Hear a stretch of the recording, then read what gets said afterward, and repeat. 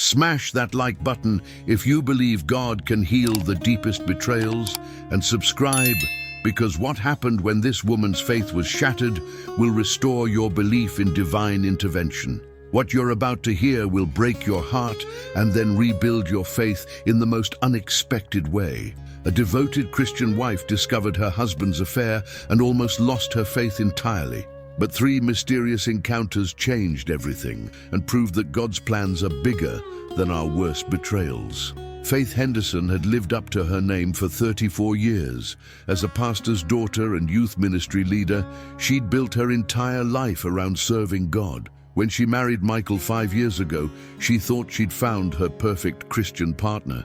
Michael was a deacon, led Bible studies, and seemed to love God as much as she did. They prayed together every morning, attended church 3 times a week, and dreamed of starting a Christian family. But on March 15, 2024, Faith's world collapsed when she found texts on Michael's phone that shattered everything she believed about love, marriage, and God's protection. The messages were with Ashley, a 26-year-old from their church choir.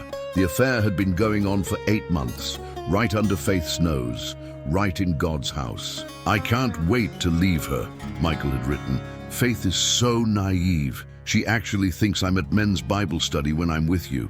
Ashley replied, "I feel bad lying to her face every Sunday, but I love you more than anything." What Faith discovered next about their affair would shake her faith to its very core. Faith scrolled through months of messages, each one more devastating than the last. They had been intimate in the church after services. They mocked her behind her back.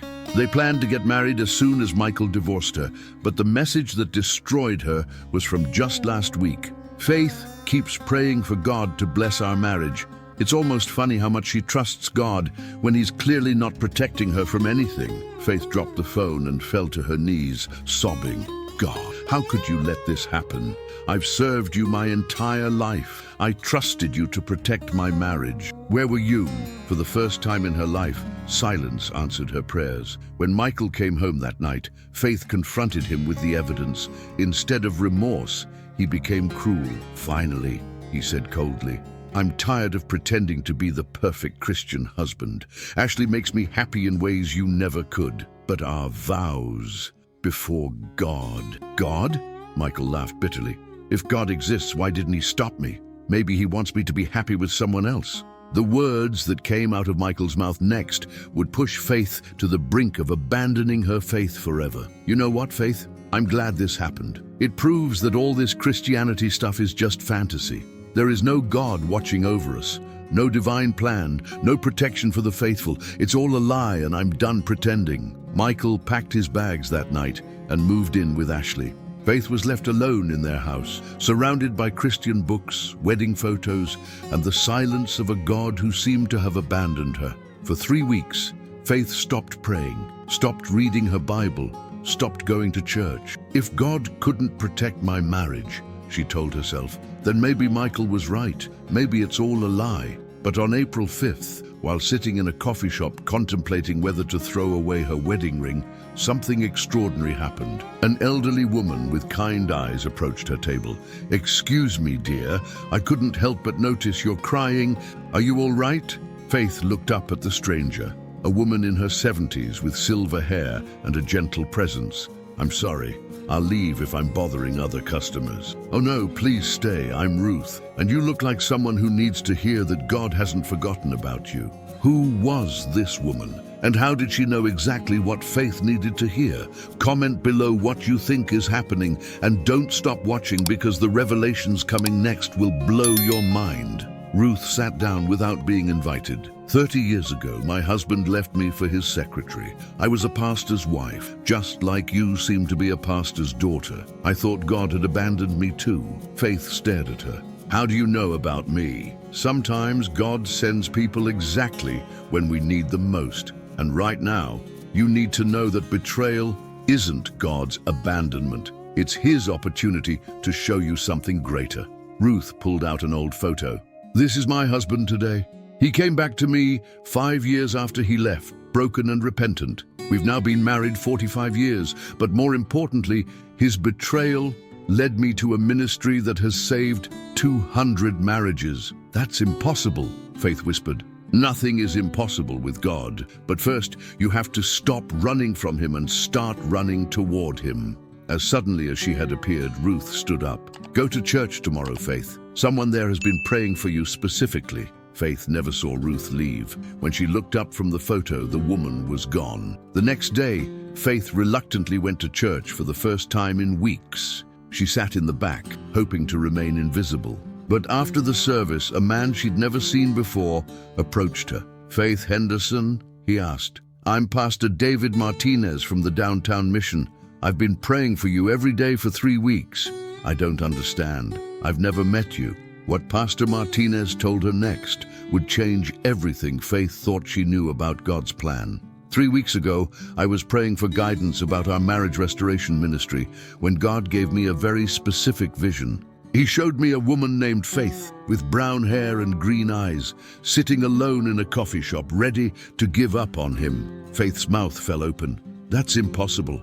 God told me to tell you 3 things. First, your husband's betrayal isn't your fault or God's failure. It's the enemy's attack on your calling. Second, you're about to be used in ways you never imagined to help other hurting wives. Third, your marriage will be restored, but only after you trust God's timing completely."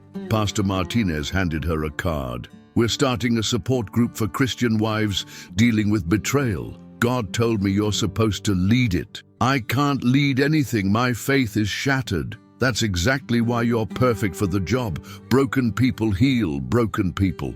That night, Faith prayed for the first time in weeks. "God, I don't understand your plan, but I'm choosing to trust you again." 2 days later, something miraculous happened that would confirm everything Pastor Martinez had said. The phone call Faith received would prove that God's redemption was already in motion. Michael called, sobbing, "Faith, I need to come home.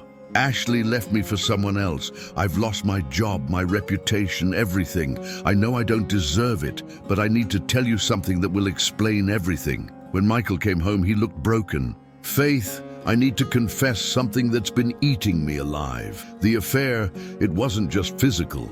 Ashley was part of a group that deliberately targets Christian marriages to destroy them." "What do you mean?" "She told me last week before she left me.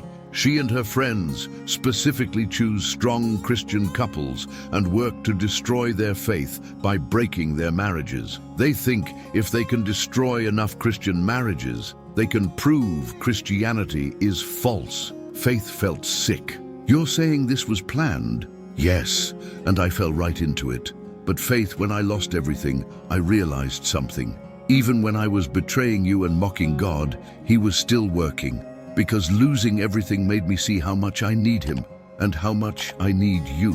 Michael fell to his knees. "I know I don't deserve forgiveness, but I want to spend the rest of my life proving that God can restore what I destroyed." Faith looked at her broken husband and felt something supernatural happen in her heart.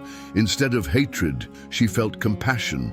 Instead of bitterness, she felt hope. "Michael, I forgive you. Not because you deserve it, but because God commands it. And because I believe he's going to use our story to help others." 2 years later, Faith and Michael Henderson run Restored Hearts Ministry, which has helped save over 300 Christian marriages from affairs and betrayal.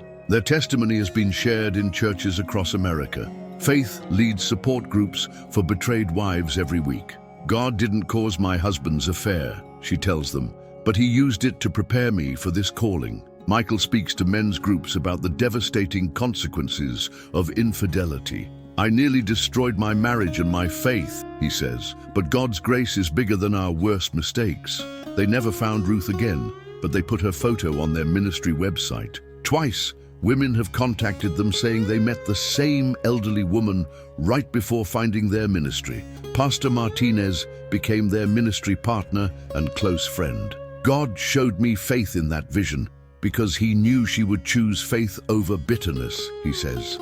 Ashley was later arrested for fraud. Apparently, targeting Christian marriages was part of a larger scheme to exploit trusting people emotionally and financially. Every year, on April 5th, Faith and Michael return to the coffee shop where she met Ruth. They pray for other marriages under attack and leave encouraging notes for anyone who might need them. Our betrayal became our blessing, Faith says. Not because it was good, but because God is so good that he can redeem anything. He heals the brokenhearted and binds up their wounds. Psalm 147:3. Have you experienced betrayal that shook your faith? Have you seen God restore what seemed impossible? Share your story in the comments and remember to subscribe, because your testimony of God's redemption might be exactly what someone desperately needs to hear today. Sometimes our greatest pain becomes our greatest purpose.